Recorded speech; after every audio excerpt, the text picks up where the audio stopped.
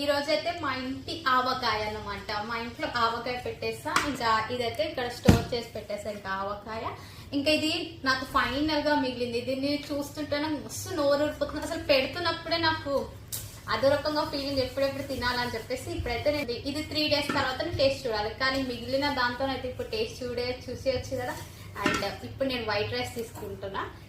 తీసుకొని ఇంగ్లీష్ ఇప్పుడు ఆవకాయ ఎలా ఉందో టేస్ట్ చూద్దాం.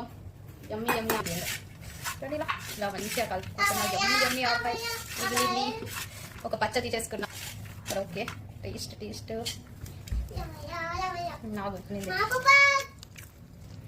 ఇప్పుడు దీని టేస్ట్ చూస్తుందా ఎలా ఉందో చూద్దాం. ఇప్పుడు టేస్ట్ చాలా బాగుంది, సూపర్. మా ఓడి చూడండి, మనకు డబ్బింగ్ చెప్తున్నాడు.